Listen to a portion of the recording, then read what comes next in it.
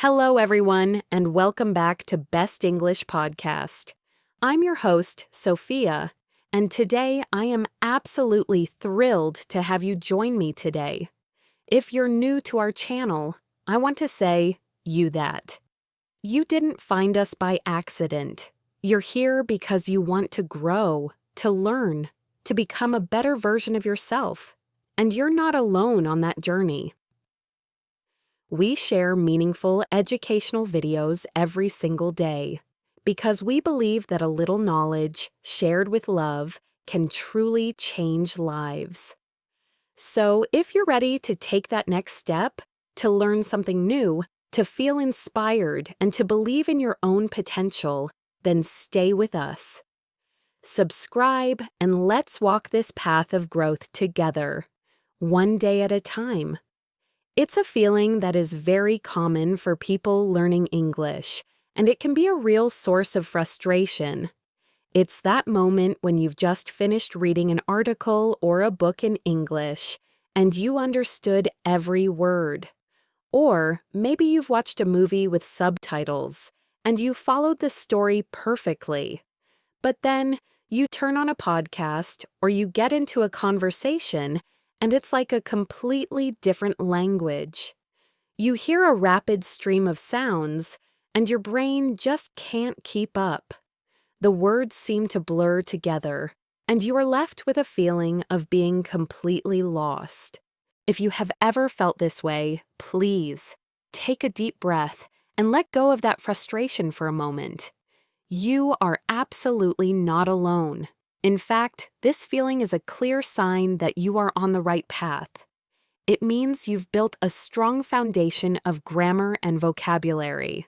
The problem isn't your knowledge. The problem is that your brain has become an expert at reading and understanding what it sees, but it hasn't yet trained to be an expert at decoding the natural spoken flow of English. Today, we're going to fix that. We are going to dive deep into a topic that can feel like the hardest part of the journey, but is actually one of the most rewarding: how to improve your daily listening skills, so that the English you hear and the English you understand finally become the same thing. We are going to go on a long and detailed journey together. I want this to feel less like a lesson and more like a long conversation between friends. We will explore the root causes of this challenge, and together we will build a comprehensive, step-by-step plan to overcome it. We will start with a long, detailed story about a friend of mine, Amelia, who went through this exact journey. Then we will begin to understand the technical reasons why your understanding is so far ahead of your listening skills. We will put everything we talk about, from simple explanations and real-life stories to practical exercises you can try right now, all woven into our conversation. By the end of our time together, you will have a clear roadmap to go from being a passive listener to an active, confident language detective. Let me introduce you to my friend Amelia. Amelia is a brilliant architect from Spain. A few years ago, she moved to the United States for a new job. Her English on paper was incredible. She had a very high score on her English exam, she could read professional articles in English, and she could write detailed reports without a single mistake. She was a master of the written word. But when she arrived in New York City, a city with a million different accents and a very fast pace of life, she felt completely lost. She felt like she had been training for a slow, beautiful classical concert. But she had arrived at a loud, fast jazz club with a new sound she was not ready for. She told me about a time she was at a hardware store trying to buy a specific type of drill bit. She had the name of it written down in her notebook. She went to the man behind the counter, a kind-looking guy with a thick New York accent. She said, "Hello, can you help me find this?" and showed him the word on her paper. He looked at it, smiled, and started talking. The words came out of his mouth in a fast, rhythmic stream. full of sounds she was not used to hearing. He said something like, we just got that in on Thursday morning. She heard the individual words, Thursday and morning, but the rest was just a blur of sound. Her brain, which was so good at seeing the words got, that, and in separately on a page, couldn't connect the sounds got the tin. It's like her brain was trying to read the words one by one, but the speaker had blended them all together into one single musical phrase. She just stood there for a moment, her mind going completely blank. She just said, "Yes, thank you." She walked away confused and a little embarrassed, with no idea where to find what she needed. The gap between the English she knew and the English she heard felt like a huge, unbridgeable canyon. This was not just a one-time problem for Amelia. It happened in every situation. At work, her colleagues would have a quick chat about a project, and she'd miss key details. In a cafe, she'd mishear her order and get the wrong drink, even though she had mentally prepared what to say. This constant struggle made her feel tired and lonely.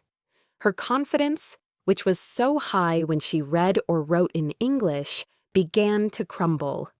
The problem, as we now know, was not a lack of knowledge. It was that she had been practicing passive listening with the goal of just absorbing information, and she needed to learn active listening with the goal of decoding, processing, and engaging with the information in real time. Think of it like this. Passive listening is what you do when you have the radio on in the background while you are cleaning your house. You hear the sounds, but you are not really paying attention. Active listening is what you do when you are talking to a good friend who is telling you a secret. You are completely focused, trying to understand every word, every small detail, and every emotion. You need to become an active listener. You need to become a detective, always collecting clues, even when you are just listening to a podcast. So, for a moment, I want you to think about your own experiences. When was the last time you felt this way? Maybe you were on a phone call, or you were watching a YouTube video, or a friend introduced you to a new person. Take a moment to think about that specific situation. What exactly happened? What was the thought in your head that stopped you from understanding? Just acknowledge that feeling. Don't judge it. Just recognize that this gap between what you know and what you hear is real, but it is not a permanent part of you. It's simply a habit you've developed, and habits can be changed. The first step in becoming an active listener is to understand the biggest villain in this story, connected speech. This is the secret reason why native speakers sound so fast, and it's why Amelia didn't hear "got that in" as 3 separate words. In natural speech, we don't say each word separately with a pause in between. We link words together. We connect the end of one word to the beginning of the next. Now, we are going to dive even deeper into this concept and give you the very first tool to fight back against this confusing but completely natural part of the English language. We are going to take that mysterious, blended sound that Amelia heard in the hardware store and break it down so that you can finally understand it. We talked about how in natural speech, words don't have spaces between them. They flow together in a continuous stream of sound. Let's look at this more closely. There are a few different ways that we connect words, and once you start to hear them, you'll hear them everywhere. The first way is by linking consonants to vowels. This happens all the time. When a word ends in a consonant sound and the next word starts with a vowel sound, we just link them together. For example, the phrase "take it easy" often sounds like "tuck it easy," where the K sound from take links to the it, and the T from it links to the easy. Another example is the phrase, turn it off. A native speaker would almost certainly say it as turn it off. The N links to the it, and the T links to the off. Your brain, which is trained to read these words with spaces in between, is trying to hear a pause where there isn't one. The key is to start listening for these connections, not for individual words. The second and even more common way we connect words is through reductions. This is when we don't say a word's full pronunciation. We shorten it. We reduce the sound. Think of the phrase going to. In a normal conversation, we almost never say going to with two full words. We reduce it to gonna. The same is true for want to, which becomes wanna, or have to, which becomes hafta, and even what do you becomes wadya.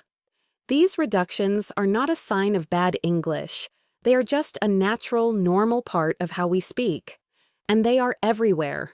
When Amelia was at the hardware store, the man probably said, "We just gotta find it," instead of, "We've got to find it." Her brain, which was listening for got to, was completely lost when it heard gotta. These little reductions are the secret code that you need to learn to crack. I remember talking with Amelia about this very topic. We were sitting at a cafe on a rainy afternoon, and she was so frustrated. "Sophia," she said, "I know all the words in my head. I can see them perfectly in a book, but they just disappear when someone speaks. It's like my brain is trying to find a word that isn't there, and by the time it figures it out, the conversation has moved on." I smiled and said, "It's not that the words aren't there. It's that they are in a different outfit." I then pointed to a woman walking by with her coffee. Listen to what she just said to her friend.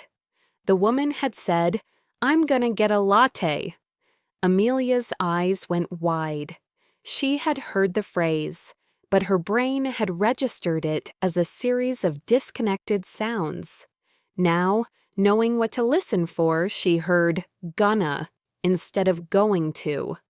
This small change was a huge moment for her. She realized that the problem wasn't her knowledge, it was her ear not being trained to hear the words as they are actually spoken. So, how do we start to train our ears to hear these connections and reductions?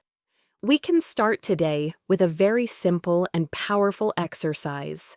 I call it the chunking and shadowing method. It's an active way to move from passive listening to active listening, and it is a powerful tool to bridge that gap between the English you read and the English you hear. Here's how you do it. Find a short audio clip from a podcast, a short scene from a TV show, or even just a song, something that's about 15 to 30 seconds long. Don't worry about what it is. Just make sure it's in natural conversational English. Listen to it once, just to get the general idea. Don't worry about the details. Then listen a second time, but this time I want you to actively listen for how the words are connected. When the speaker says a phrase like, "What do you want to eat?" you will hear that it sounds more like, "What'd you want to eat?" Now, pause the audio after that phrase. Repeat what the speaker said, imitating their intonation, rhythm, and speed as closely as possible. This is called shadowing. You are becoming a mirror for the sounds. You are not just repeating the words. You are repeating the melody, the beat, and the connections. But here's the key part that will help you with connected speech. As you repeat the sentence, I want you to try to identify the chunks of sound, not the individual words. For example, if the speaker said, "I'm gonna go to the store," you might hear "I'm gonna" as one chunk of sound and "go to the store" as another. You are training your ear and your mouth to work together. Your brain is learning to hear the melody of the sentence, not just the individual notes. This forces your brain to start connecting the sounds in a new way, all in a very low-pressure environment. It's a small, safe step toward understanding the real music of English. The more you do this, the more your brain will start to anticipate these connections, and the less you will feel lost. It's about training your ear to hear the natural flow of the language. It won't fix everything overnight, but it is a consistent, powerful practice that will start to change the way your brain processes English. This simple exercise is the beginning of the journey toward fluent listening. As you know, that's just one piece of the puzzle. The English-speaking world is vast and full of different voices, and today we're going to tackle a new challenge: accents and speed. This was a major issue for my friend Amelia. She had learned a standard neutral accent in her English classes, and the pace of the speech was always slow and deliberate, designed for a classroom.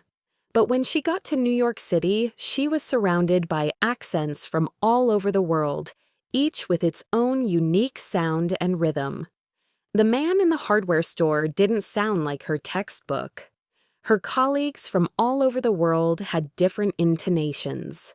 Her brain, which was so good at decoding one type of English, was completely unprepared for the diversity of the real world. We often think that native speakers all sound the same, but they don't.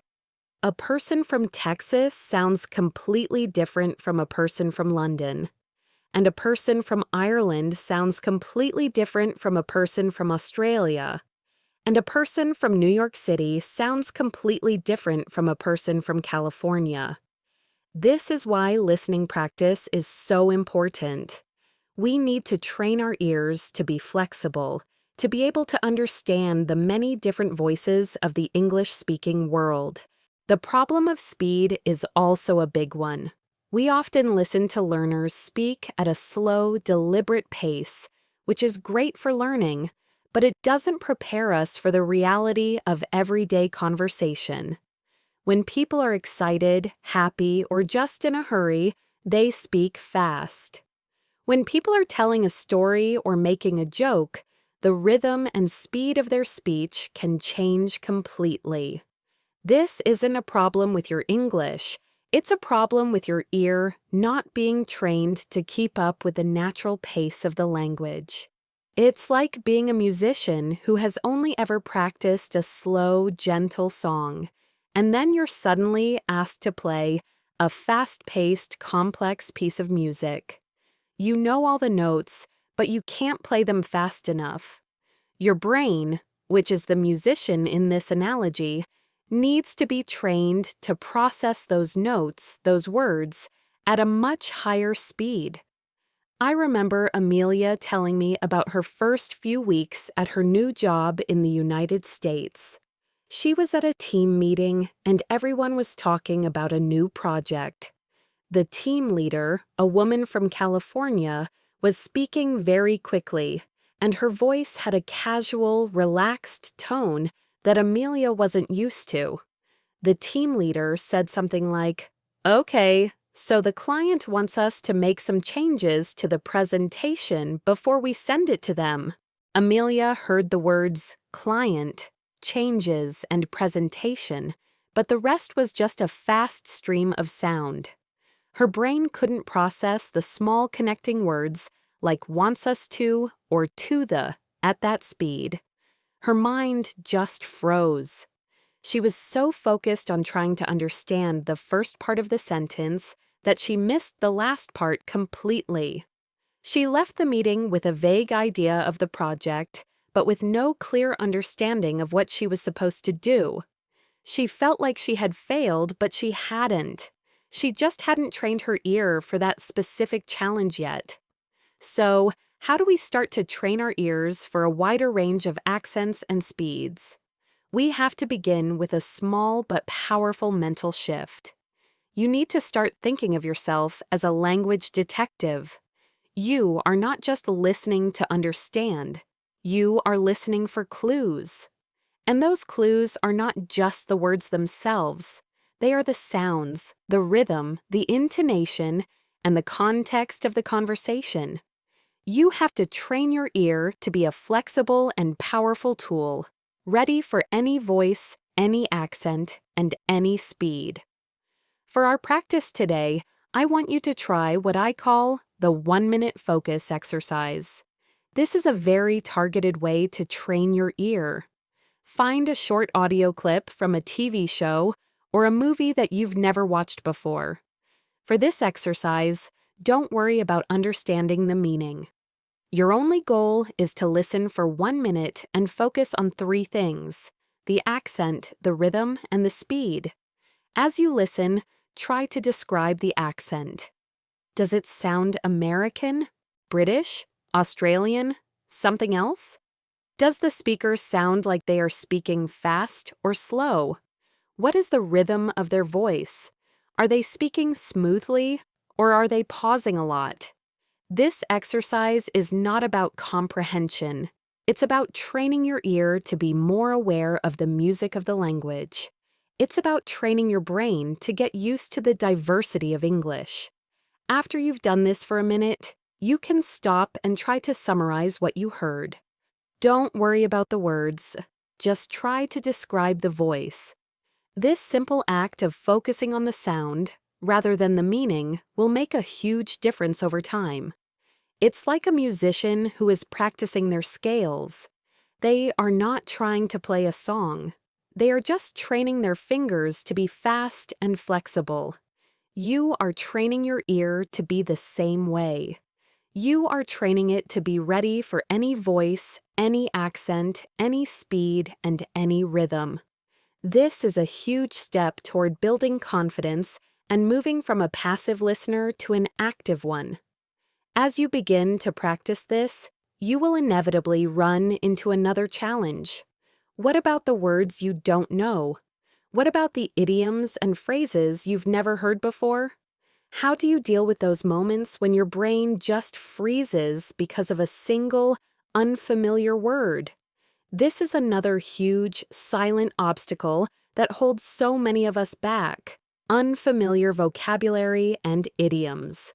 This is the part where you're listening to a conversation, and suddenly a word or a phrase pops up that you've never heard before. Your brain gets stuck on that one word, trying to figure it out, and by the time you've even started to process it, the conversation has moved on, and you're left completely lost. It's a frustrating experience, and it's something that even advanced learners struggle with.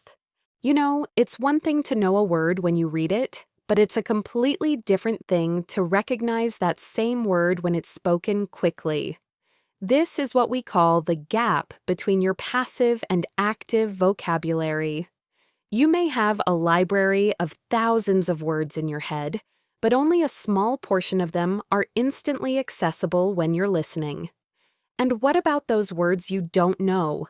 How do you deal with those moments when a speaker uses a word or an idiom you've never heard before? Do you panic? Do you just nod and pretend you understood? There is a better way, and it's all about becoming a language detective who uses contextual clues. Context is everything. It's the most powerful tool you have to understand what you hear, even if you don't know every single word. Let me tell you a story about a student of mine named Carlos. Carlos was a very good B2 level English speaker from Colombia. He was working for a company with a lot of American colleagues. He told me about a time in a meeting when a colleague was talking about a new project. The colleague, who was a very laid-back person, said, "I think we dropped the ball on that last project, but we're going to make sure we don't do it again on this one." Carlos had no idea what dropped the ball meant. He had never heard the phrase before. He pictured a ball being dropped on the floor, and his brain got stuck on that literal image. Was someone playing a game at work? Why did he say they wouldn't do it again? He was so focused on trying to understand the literal meaning of dropped the ball that he completely missed the rest of the sentence.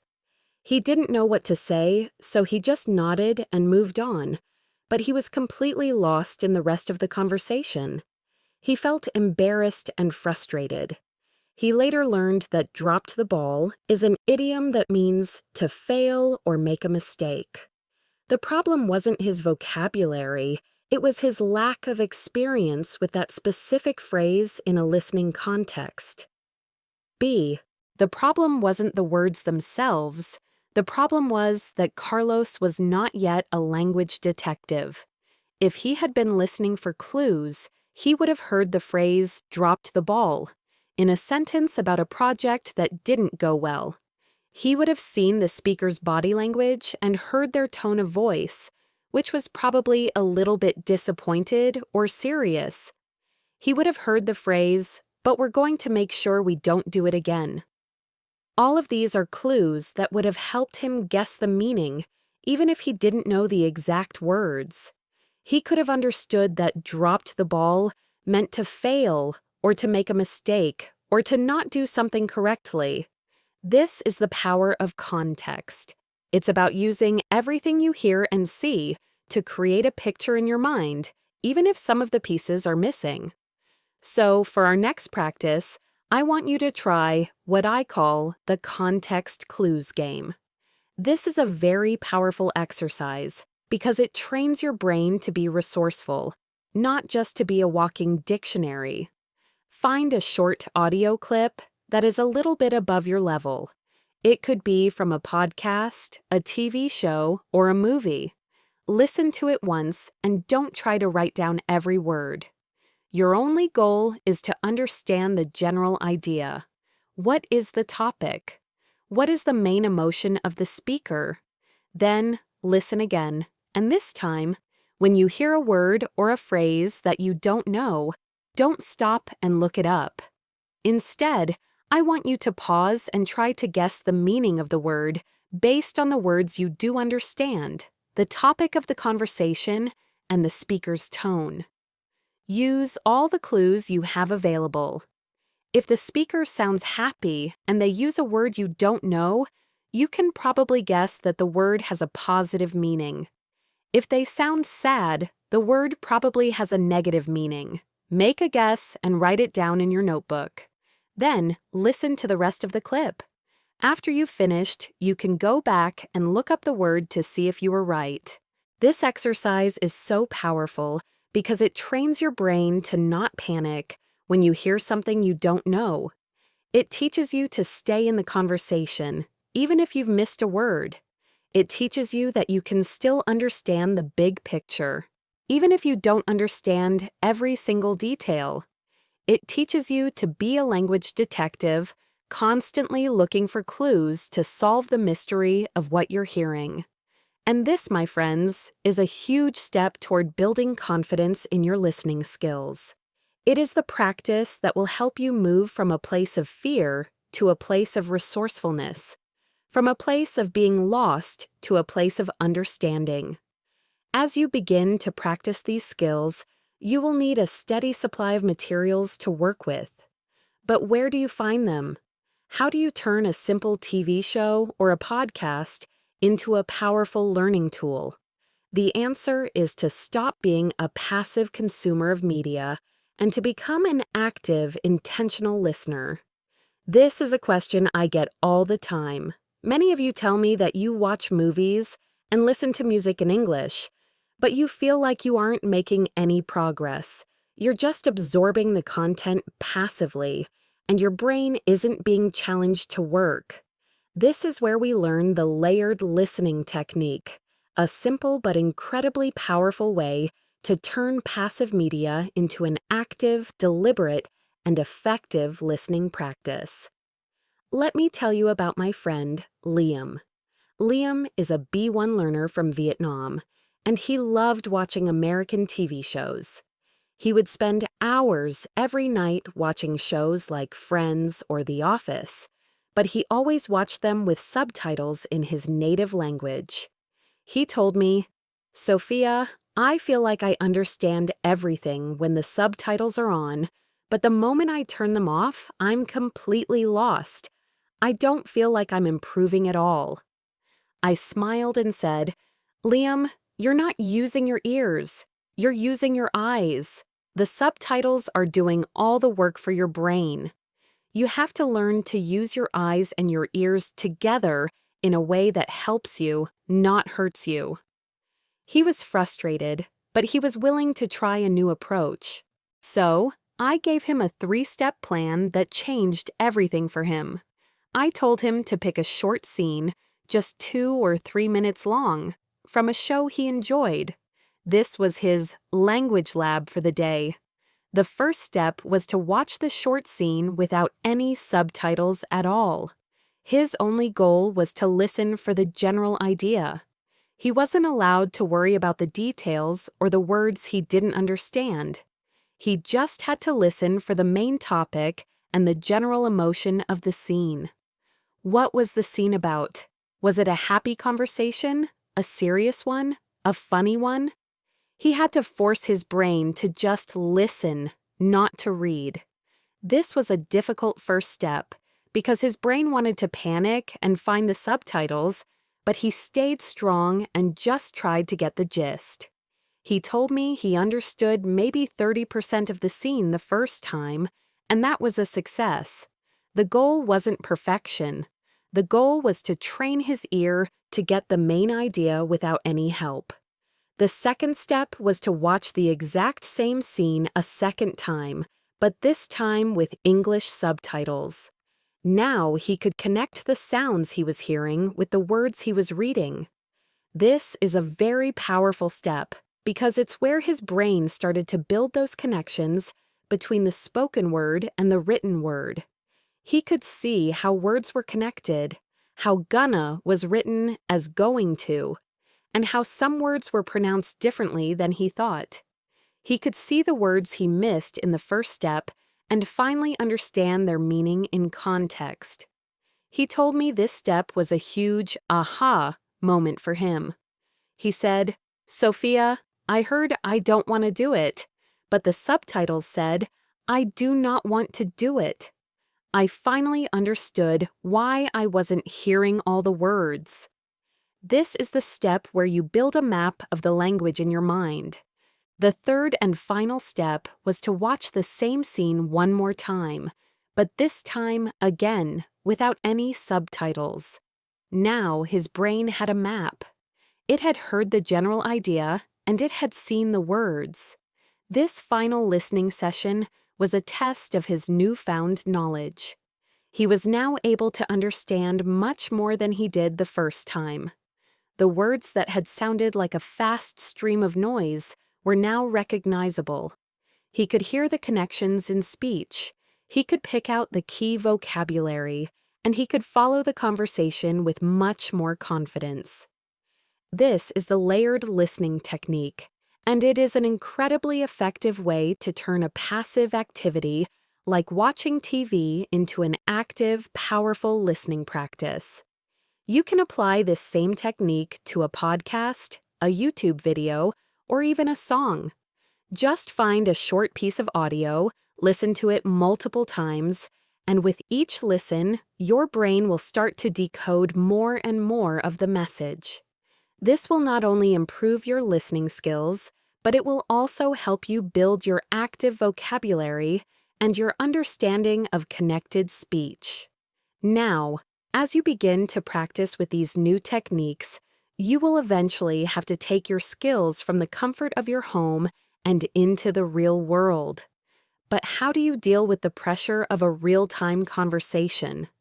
How do you overcome the fear of not understanding someone in the moment? This is where the journey gets more challenging, but also more rewarding. It's one thing to practice in your home with a podcast, where you can pause and rewind as many times as you like. But it's a completely different thing to be in a conversation with a real person who is speaking quickly with their own unique accent and rhythm and who is expecting a response.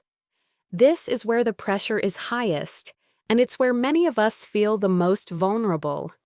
It's in these moments that we often experience a psychological listening block. Our brain, overwhelmed by the pressure and the speed of the conversation, just freezes. It's a moment of panic where we stop being a language detective and become a passive observer, just smiling and nodding, hoping the conversation will move on without us having to say a word. I want to revisit my friend Amelia, because this is the stage of her journey where she struggled the most. After months of practicing with the techniques we've discussed, shadowing, listening for rhythm, and using layered listening with movies, she started to feel a little more confident. She was feeling more prepared to listen, but the fear of a real-time conversation was still a huge barrier for her. She told me about a time she was at a team coffee break at work. She was standing in a small circle with 3 of her colleagues, and they were talking about their weekend plans. The conversation was moving at a fast pace, with one person interrupting another, and everyone laughing and talking over each other.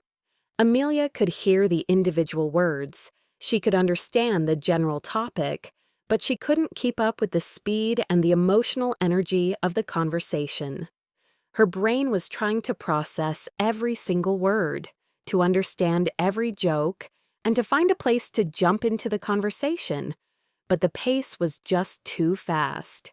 She said, "Sophia, it was like my brain was a computer with a very slow internet connection. The words were coming in, but they were buffering, and by the time they had loaded, the conversation was already a few topics ahead."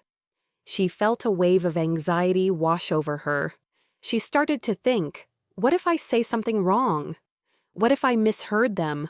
What if my response is too slow and they all just stare at me? She was so focused on being perfect that she never started. She just stood there, smiling and nodding, and feeling completely isolated and alone in a room full of people. She felt like she had failed, but she hadn't. She had simply encountered a new, more difficult stage of the listening journey, and she didn't have the right tools to navigate it yet. This is the most important part of this entire journey. It's about recognizing that the listening block is a real thing, and it's not a sign of failure. It's a sign that you are pushing yourself outside of your comfort zone, and that is a good thing. The goal is not to eliminate this feeling completely, but to learn how to manage it. The goal is to learn how to not let your brain freeze, and to learn how to keep the conversation going, even if you've missed a word or a sentence. It's about moving from a state of fear and silence to a state of confidence and communication. It's about giving yourself permission to not be perfect, and to use the tools we've talked about to become a better, more confident listener. So, how do we start to overcome this fear? We need to learn some simple but powerful conversational techniques that will help you manage the pressure of a real-time conversation. We need to learn how to ask for clarification, how to confirm what we've heard, and how to keep the conversation flowing even when we feel lost. We need to learn to stop being a passive listener and to become an active participant, even when we're just listening. Today, we're going to give you some very simple but incredibly powerful conversational tools to do just that. These are phrases that will not only help you understand better, but will also show the other person that you are engaged and truly interested in what they are saying. The first and most important tool is to ask for clarification or repetition. This is where many learners feel the most insecure. They're afraid that if they ask someone to repeat themselves, they will seem rude or that their English isn't good enough. I want you to erase that idea from your mind right now. Asking for clarification is a completely normal and natural part of any conversation, even between native speakers. Think about it. How many times have you been talking to a friend and said, "What did you say?" or "I didn't quite catch that"? It happens all the time. It is not a sign of weakness. It is a sign of a good listener. It shows the other person that you are paying attention and that you want to understand them. So instead of just nodding and smiling when you don't understand, I want you to arm yourself with a few simple phrases. You can say something as simple as, "I'm sorry, I didn't quite catch that. Could you say that again, please?" Or you can say, "Could you repeat that a little more slowly, please?" Or, even more simply, "What was that?" These phrases are polite, they are natural, and they are incredibly effective. They stop the conversation for a moment, giving you the time you need to process the information, and they give the other person a chance to speak more clearly. The second powerful tool is to confirm your understanding. This is a technique that takes the pressure off of you and puts it back on the conversation. Instead of worrying that you might have misunderstood something, you can simply check to see if you're right. You can do this by paraphrasing what you think you heard. It's a great way to show that you were listening, and it gives the other person a chance to correct you if you were wrong. You can use a simple phrase like, "So, if I understand correctly, you mean," or, "Just to make sure I'm on the same page, you're saying," "This is exactly what my friend Amelia learned to do, and it changed everything for her." I want to share a final story about Amelia because this is where her journey came full circle. After months of practicing with the techniques we've discussed, she was feeling more confident. She was still a little nervous about conversations, but she was feeling more prepared. One day at a work meeting, her manager started talking about a new project. She was speaking quickly and had a few idioms that Amelia had never heard before. In the past, Amelia would have just frozen. She would have smiled and nodded and not understood a single thing. But this time she remembered the tools we had talked about. When her manager paused for a breath, Amelia, without a moment's hesitation, said, "I'm sorry, I didn't quite get the last part. Could you repeat that, please?" The manager, who was a kind and understanding person, smiled and said, "Of course," and repeated the part she had missed, this time a little bit slower. A few minutes later, after her manager explained the new project, Amelia used the second tool. She said, "So, if I understand correctly, we need to create a new website for this project by the end of the month, right?" Her manager's face lit up. She said, "Exactly. That's it." This simple act of confirming what she heard showed that she was actively listening, and it gave her manager a chance to correct her if she was wrong. This wasn't a sign of weakness. It was a sign of a confident and engaged listener. It was a sign that she had gone from a passive listener to an active participant. And there is a final tool you can use that is completely natural, using filler phrases to buy time. We often think that pauses in a conversation are a bad thing, but they're not. Native speakers use them all the time. When you need a moment to think of the right word or to process what you've just heard, you can use phrases like, "That's a good question," or, "Well," or, "Let me think about that for a second." These aren't signs that your English is bad. They are a natural part of a conversation. They show the other person that you are actively listening and thinking, and they buy you a few extra seconds to process the information. So, for our practice prompt today, I want you to try this. In your next conversation, whether it's with a friend, a language partner, or even in your personal language lab, I want you to deliberately try to use at least one of these techniques. We'll call it the confirmation challenge. Make a conscious effort to either ask for clarification or to paraphrase what you heard to confirm your understanding. It doesn't have to be perfect, but by doing this, you'll be training your brain to stop freezing under pressure and to start actively engaging in the conversation, even when you feel a little lost. It's a huge step toward building confidence and moving from a passive listener to an active one. As you continue to build these skills, you'll find that all of these tools work together to help you understand English more fully. But there's one final piece of the puzzle that we haven't talked about yet, and it's the music of the language itself. Today, we're going to dive into the beautiful, complex world of rhythm, stress, and intonation. You know, you can say a sentence with perfect grammar and vocabulary, but if you say it with a flat, monotone voice, it can sound unnatural or even a little robotic. This is a very common challenge, and it's something I see all the time. Many learners focus so much on getting the words right that they forget that how you say them matters just as much. The rhythm and melody of English are what give it life, emotion, and most importantly, meaning. They are the difference between a speaker who is simply stating facts and a speaker who is communicating with genuine emotion and intent.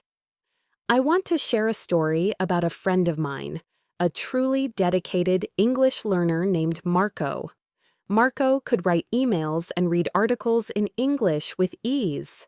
His grammar was almost flawless, but he noticed that people sometimes had a hard time understanding him, even when he said the right words. I invited him to my house for dinner one night, and he said, "I am happy to be here."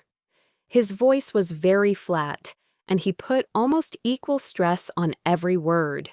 He meant to express a friendly, happy sentiment, but the way he said it sounded a little stiff, like a simple statement of fact. A few minutes later, he was telling me about a new coffee shop he had found. He said, "I like the coffee." Again, a flat tone. I said, "You sound like you don't really like it." He was so surprised.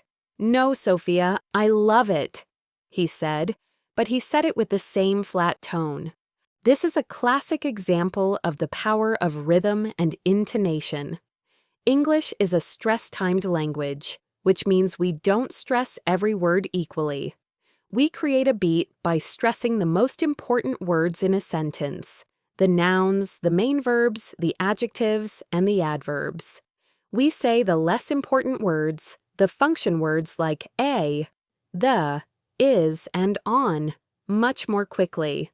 This creates a natural rise and fall, a rhythm. Without that rhythm, your speech can be difficult for a native speaker to follow, even if they understand all the words. It's the difference between hearing a drum beat and just hearing random sounds. The drum beat gives the sounds a pattern and a meaning. Another crucial part of the music is intonation, which is the rise and fall of your voice. Intonation is what helps you communicate emotion and intent. For example, a question almost always ends with your voice rising. "Are you coming?" Your voice goes up on coming. A statement, on the other hand, almost always ends with your voice falling. "I am coming." Your voice goes down on coming.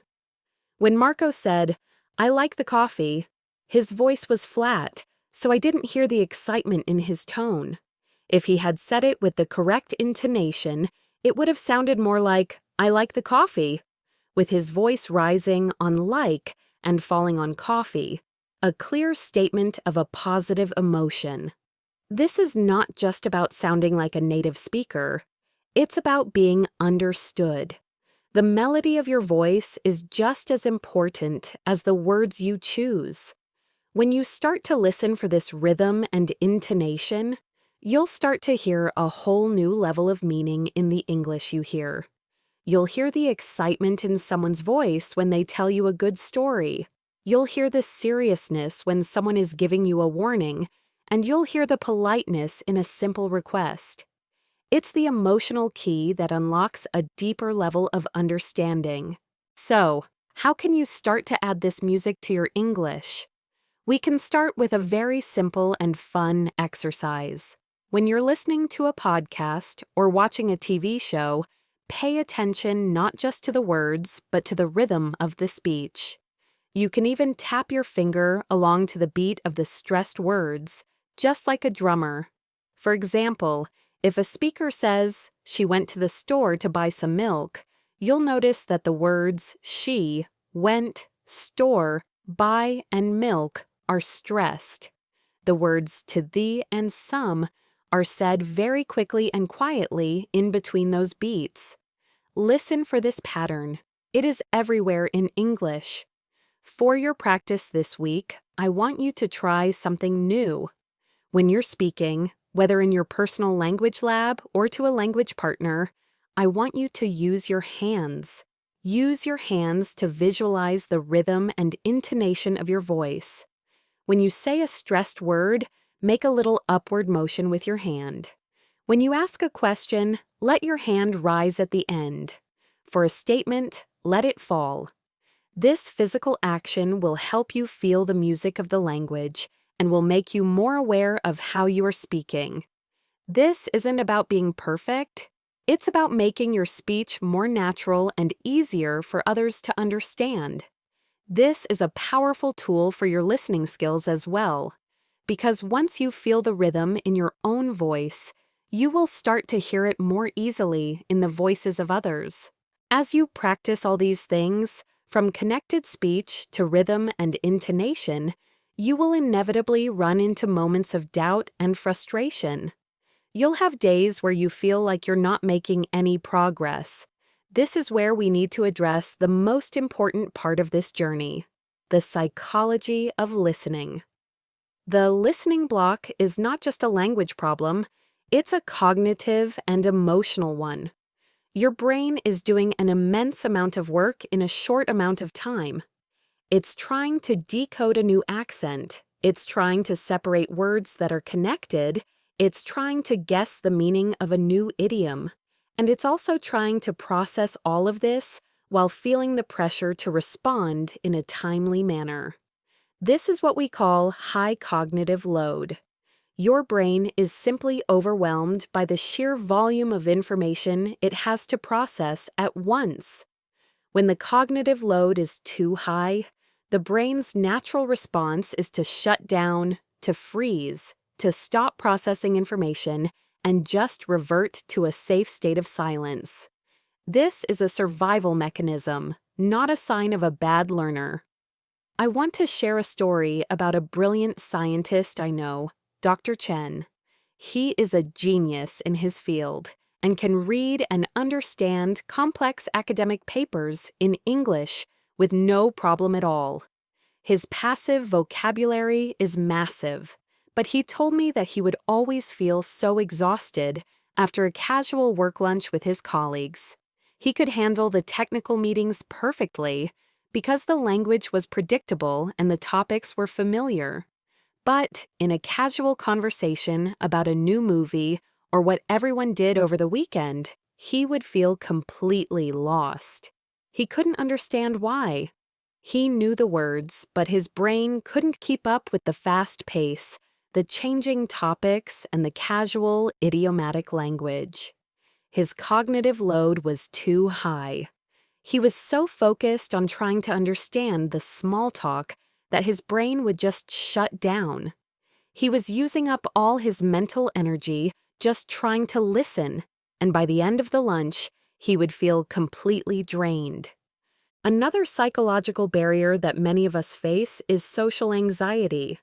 It's the fear of making a mistake, the fear of saying the wrong thing, the fear of being judged for our accent or our grammar.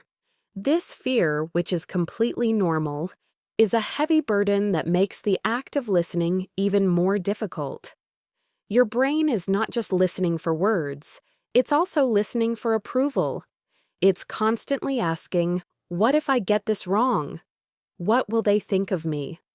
This internal monologue of fear takes up a huge amount of your mental energy, leaving less room for you to actually listen and process the conversation. I had a conversation with a young learner named Lily, who was in a language class with a lot of advanced students. She told me she was always so nervous to speak in class, even when she knew the answer. She was so afraid of making a mistake in front of everyone that she would just stay silent. When I asked her why, she said, I just can't stand the thought of someone looking at me and thinking, her English isn't very good. This fear of being judged was a far heavier burden than any tricky grammar rule. It was her own anxiety that was holding her back, not her language skills. Her brain was so focused on trying to be perfect that it couldn't even allow itself to make a simple, natural mistake. The key to overcoming these psychological barriers is to practice self-compassion. You have to be kind to yourself. You have to remember that you are a language learner and that making mistakes is a completely normal and necessary part of the process. You have to stop judging yourself so harshly. Your brain is a powerful tool, but it also needs rest. It needs to be told that it's okay to not be perfect, that it's okay to miss a word or a sentence, and that it's okay to feel overwhelmed sometimes. So, for your mental practice this week, I want you to remember this. The next time you feel that anxiety bubbling up, or the next time you feel your brain starting to freeze, I want you to whisper this to yourself. It's okay. My brain is working hard. I am a language learner, and it's okay to not be perfect. This small act of kindness to yourself is a powerful tool. It reduces your cognitive load, it calms your anxiety, and it frees up your brain to get back to the task of listening. It is the practice of self-compassion, and it is the single most important part of this entire journey. Now, we've covered so much together, from connected speech to accents, from contextual clues to the music of the language, and from conversational tools to the psychology of it all. In this final part, we're going to tie all of these ideas together and talk about the single most important ingredient that makes all of this work: consistency. You see, all the tools we've talked about today, from the chunking and shadowing method to the context clues game, are not magic tricks. They are simply tools. They are the same tools that every single fluent speaker has used to get to where they are today. But a tool is only useful if you use it. And the secret to using it well is not about how much you use it at once, but how often you use it. This is the difference between intensity and consistency. You don't need to spend hours a day practicing. You don't need to devote your entire weekend to listening. In fact, that kind of intense, infrequent practice can often lead to burnout and frustration. What you need is consistency. You need to make small, consistent deposits into your listening confidence account every single day. A few minutes here, a few minutes there. Over time, those small deposits add up to a huge amount of progress. It's like building a house. You don't build a house in a single day. You build it brick by brick, day after day, until you have a strong, beautiful home. Your listening skills are the same way. You build them brick by brick, one small practice at a time. I want to leave you with one final, powerful story about my friend Amelia, because this is where her journey truly came to a satisfying conclusion.